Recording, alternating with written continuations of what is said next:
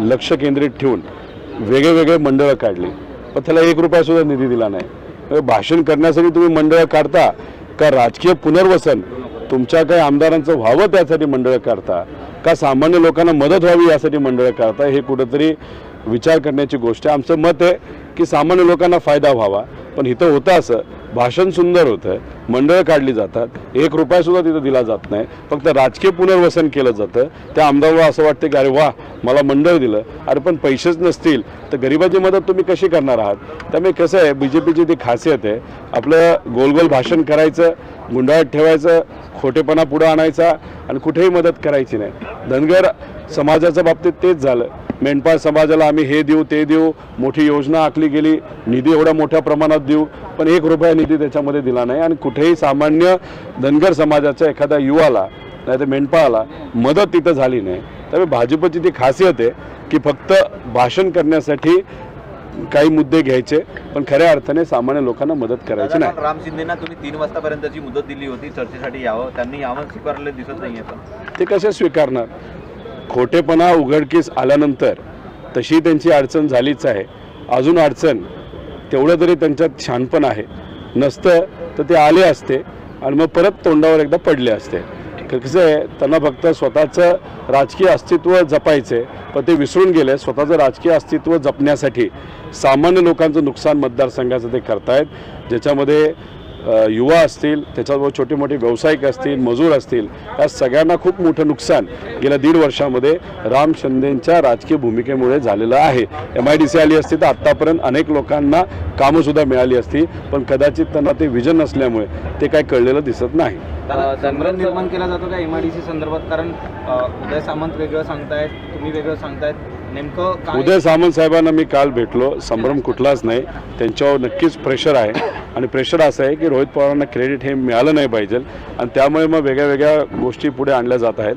अख्खं डॉक्युमेंट मी त्यांना दिलं आहे, ज्याच्यामध्ये जमिनीचे प्रूफ आहेत। नीरव मोदीची जमीन या MIDCच्या सर्वेमध्ये नाही।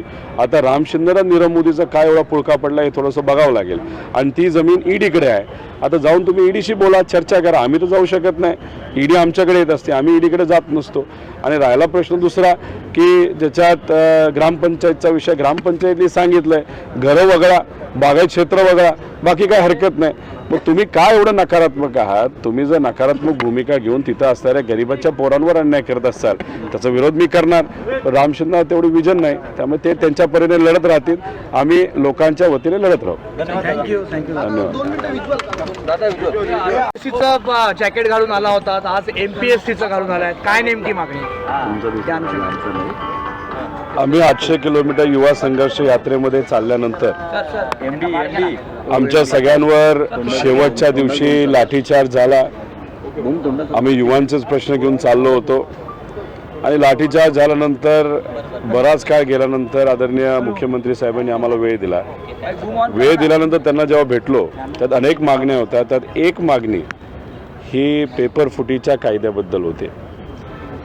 आमचं सगळ्यांचं मत होतं की जो कायदा इतर राज्यामध्ये आहे, त्याच्यामध्ये राजस्थान असेल, तसंच जिथं उत्तराखंड म्हणजे BJPचं सरकार आहे, तर तिथं तुम्ही जाऊन लगेच त्याचा अभ्यास करून, जसं शक्ती कायद्याला आंध्राला जाऊन अनिल देशमुख साहेब आणि कमिटीने 15 दिवसामध्ये शक्ती कायदा आणला, तसं तुम्ही पेपर फुटीच्या बद्दलसुद्धा उशीर न करता, नाहीतर नुसते म्हणतो ना आपण की एक मेकअप केल्यासारखं की आम्ही 3 महिन्यात रिपोर्ट करू, अभ्यास करू, कारण का भाजपच्या नेत्यांचा अभ्यास कधीच संपत नाही, तो कंटिन्यूस राहतो। आमची विनंती होती की डायरेक्ट तुम्ही कायद्याचा अभ्यास करा, कडक कायदा आणा आणि हे जे काही 3-4 महिन्यात तुम्ही करू नका। काल त्यांनी कुठेतरी वेळखाऊपणा केला आहे। खरं तर मुख्यमंत्री साहेबांनी सांगितलं होतं की लगेचच आम्ही काहीतरी कारवाई करू, पण अशी कारवाई जर ते करत असेल तर हे फसवेगिरी आहे।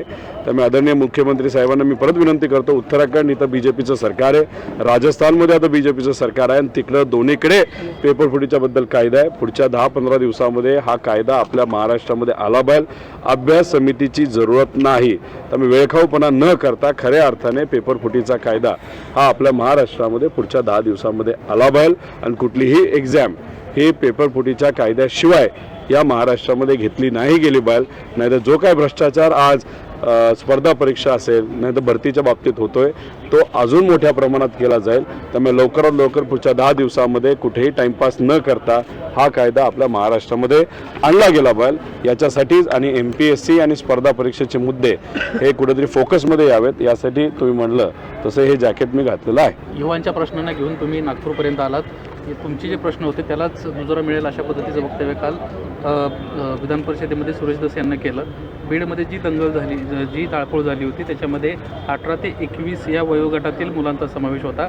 यामध्ये प्रामुख्यानं पोलीस भरतीमध्ये अपयश आलेली मुलं आणि क्लासेससाठी बीडमध्ये असणारी मुलं या सर्वांना एकत्रित येऊन ही जाळपोळ केली, घरं फोडली असं त्यांचं म्हणणं होतं. असं मला वाटत नाही. त्याच्यामध्ये काही प्रोफेशनल गुंड होते, कारण का त्यांच्याकडे पेट्रोल बॉम्ब होता, फॉस्फरस बॉम्ब होता. एक विशिष्ट पद्धतीने ते सर्व ऑर्गनाईज झाले होते.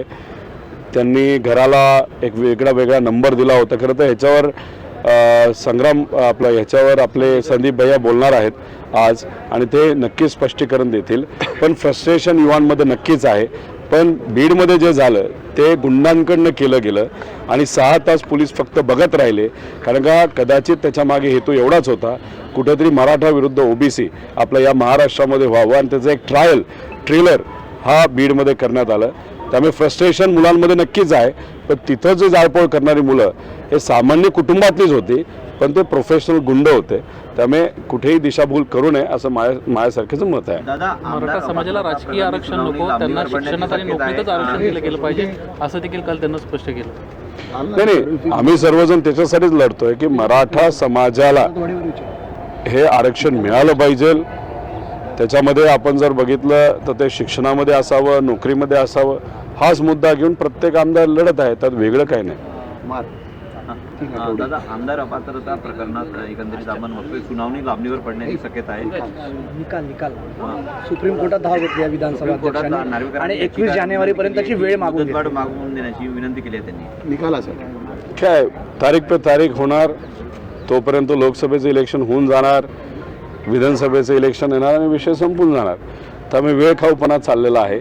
आणि जर सुप्रीम कोर्टाने या बाबतीत निकाल नाही दिला, जर तारीख वाढून नाही दिली तर बऱ्याच काही आश्चर्यजनक गोष्टी आपल्या या विधिमंडळामध्ये होतील. हे आपल्या सर्वांना पुढच्या काही दिवसात बघायला मिळेल.